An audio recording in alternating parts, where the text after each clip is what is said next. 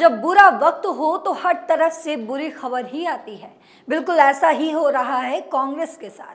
कांग्रेस की मुश्किलें थमने का नाम नहीं ले रही है। दरअसल अब राहुल गांधी पर देश भर के कई थानों में उनके खिलाफ केस दर्ज किया गया है, जिसके बाद से कांग्रेस की टेंशन 7वें आसमान पर पहुंच चुकी है। तो क्या है राहुल गांधी के बढ़ते परेशानी की राज, बताएंगे आपको इस स्पेशल स्टोरी में। नमस्कार, आप देख रहे हैं कैपिटल टीवी। मैं हूं आपके साथ पल्लवी सिंह।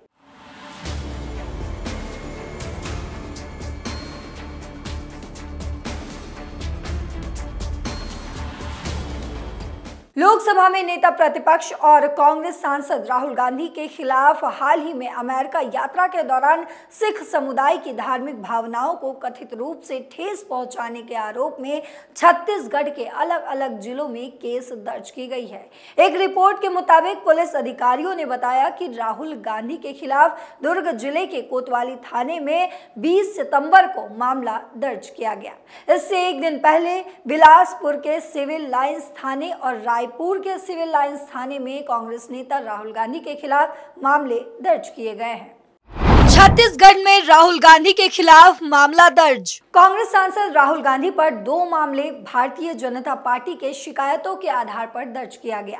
पुलिस अधिकारियों ने बताया कि कांग्रेस सांसद के खिलाफ भारतीय न्याय संहिता की धारा 299 और 302 यानी कि जानबूझकर किसी की धार्मिक भावनाओं को ठेस पहुंचाने के तहत एफआईआर दर्ज किए गए हैं।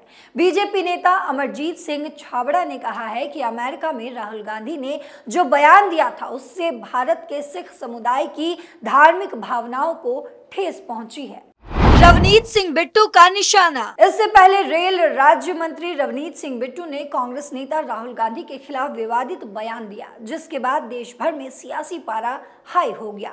राहुल गांधी के सिखों पर दिए गए बयान को लेकर केंद्रीय मंत्री रवनीत सिंह बिट्टू ने उन्हें देश का सबसे बड़ा आतंकवादी बता दिया और उन पर इनाम की घोषणा करने की भी मांग कर दी।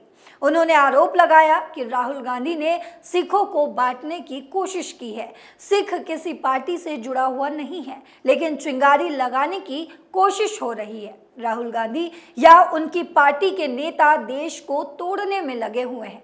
सरगुजा जिले के अंबिकापुर कोतवाली थाने में लोकसभा के नेता प्रतिपक्ष सांसद राहुल गांधी के खिलाफ एफआईआर दर्ज किया गया है। अमेरिका डीसी में भारतीय सिख समाज को लेकर दिए गए बयान को लेकर राहुल गांधी के खिलाफ एफआईआर दर्ज करने भाजपा के ज्ञापन सौंपे गए।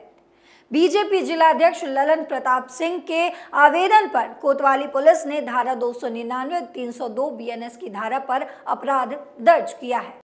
सरगुजा में केस दर्ज। सरगुजा बीजेपी जिलाध्यक्ष ललन प्रताप सिंह के साथ सरगुजा सांसद चीतामणि महाराज और भाजपाइयों ने गुरुवार को कोतवाली थाने पहुंचकर राहुल गांधी के खिलाफ अपराध दर्ज करने का आवेदन सौंपा था। भाजपा नेताओं ने कहा कि राहुल गांधी जिस तरह की भाषा बोल रहे हैं वे देश में जाति, धर्म और क्षेत्र के आधार पर विभाजनकारी मानसिकता का परिचायक है। राहुल गांधी ने राजनीतिक मर्यादा को तोड़ा है। पहले भी राहुल गांधी और कांग्रेसी नेताओं ने कई बार अत्यंत अमर्यादित, अशोभनीय शब्दों का प्रयोग करके देश के प्रधानमंत्री मोदी की छवि को खराब करने का षड्यंत्र किया है। कोतवाली पुलिस ने दर्ज किया एफआईआर। सरगुजा एएसपी अमोलक सिंह ने बताया कि भाजपा जिलाध्यक्ष ललन प्रताप सिंह के आवेदन पर कोतवाली पुलिस ने राहुल गांधी के खिलाफ धारा 299 और 302 बीएनएस एक्ट का अपराध दर्ज किया है। इनमें धारा 299 और 302 बीएनएस एक्ट धार्मिक अनुष्ठानों या परंपराओं का अपमान करने या किसी धर्म के अनुयायी के प्रति अपमानजनक भाषा का प्रयोग करने और धार्मिक भावनाओं को ठेस पहुंचाने की धारा है। धारा 299 में 3 साल की सजा या जुर्माना और दोनों से दंडित किया जा सकता है। वहीं धारा 302 बीएनएस एक्ट में 1 साल तक की सजा का प्रावधान है। क्या बोले राहुल, जिस पर हुआ बवाल। अमेरिका में राहुल ने कहा था, भारत में सिख समुदाय के बीच इस बात की चिंता है कि उन्हें पगड़ी कड़ा पहनने की इजाजत दी जाएगी या नहीं? क्या वे गुरुद्वारे जा सकेंगे? ये चिंता सिर्फ सिखों की ही नहीं बल्कि सभी धर्मों के लिए है। देश सबका है, ये बीजेपी नहीं मानती। बीजेपी को समझ में नहीं आता है कि देश सबका है। भारत का एक संघ है। संविधान में साफ लिखा है, भारत एक संघ राज्य है जिसमें विभिन्न इतिहास, परंपराएं, संगीत और नृत्य शामिल है। बीजेपी कहती है कि ये संघ नहीं है, ये अलग है। आरएसएस भारत को नहीं समझती। आरएसएस कहती है कि कुछ राज्य दूसरे राज्यों से कमतर है, कुछ भाषाएं दूसरी भाषाओं से, कुछ धर्म दूसरे धर्मों से, कुछ समुदाय दूसरे समुदाय से कमतर है। हर राज्य का अपना इतिहास है, अपनी परंपरा है। आरएसएस की विचारधारा में तमिल, मराठी, बंगाली, मणिपुरी है, ये कमतर भाषाएं हैं। इसी बात पर लड़ाई है। आरएसएस भारत को नहीं समझती है।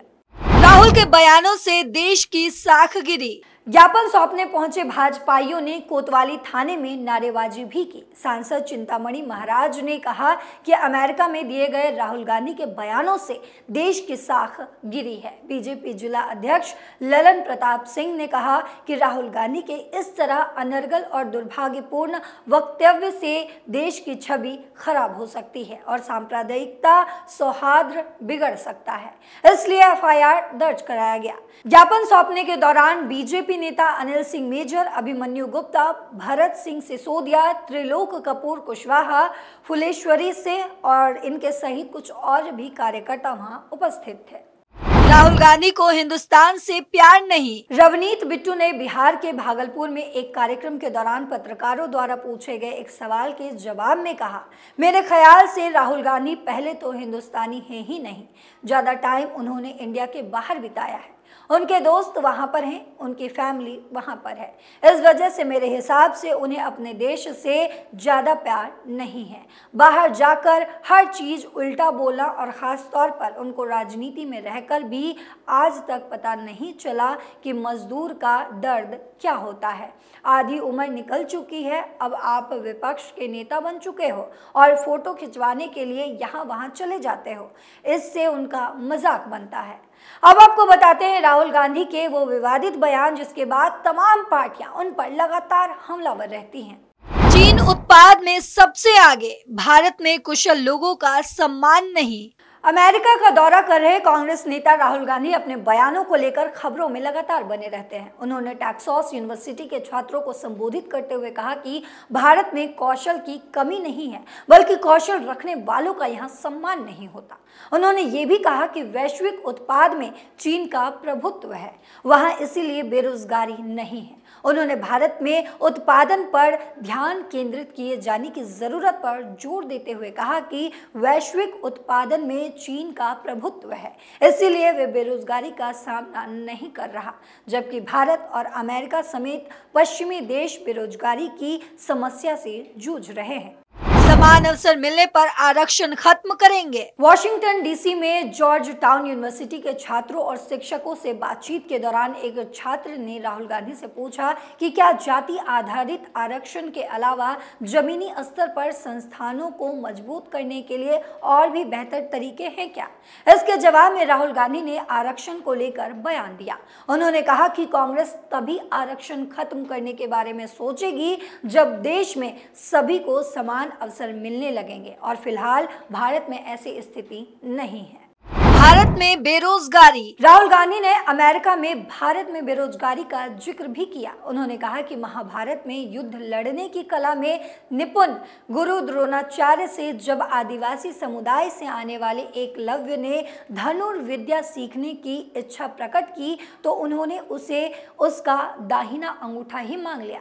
उन्होंने कहा कि कौशल का सम्मान करके तथा कुशल लोगों को वित्तीय और तकनीकी सहायता प्रदान कर भारत की क्षमता को उभारा जा सकता है। उन्होंने कहा कि आप सिर्फ आबादी के 1-2% लोगों को सशक्त बनाकर भारत की क्षमता में इजाफा नहीं कर सकते हैं।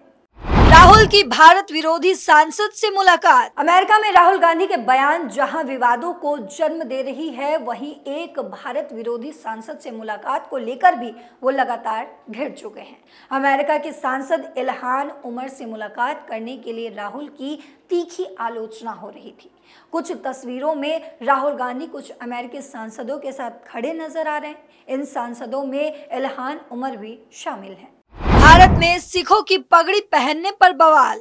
अमेरिका के वर्जीनिया में राहुल गांधी ने लोगों से बातचीत में अजीब बात कही। उन्होंने कहा, सबसे पहले आप लोगों को ये समझना होगा कि लड़ाई किस बारे में चल रही है। ये लड़ाई राजनीति के बारे में नहीं है। लड़ाई इस बारे में है कि आपका नाम क्या है। क्या एक सिख के तौर पर उन लोगों को भारत में पगड़ी पहनने की इजाज़त दी जाएगी? क्या एक सिख होने के तौर पर उन्हें भारत में कड़ा पहनने की इजाज़त दी जाएगी? क्या एक सिख गुरुद्वारा जा सकेगा? हमारी लड़ाई इस बारे में है और हम सिर्फ उनके लिए नहीं बल्कि सभी धर्मों के लिए लड़ रहे हैं। जिसके बाद सियासी पारा हाई हो चुका है और कई थानों में उनके खिलाफ केस भी दर्ज हो चुकी है। इन तमाम मुद्दों पर आपके क्या विचार है, कमेंट बॉक्स में ज़रूर बताते जाइएगा। फिलहाल मेरे साथ इतना ही। देश और दुनिया की तमाम खबरों के लिए देखते रहिए कैपिटल टीवी। नमस्कार।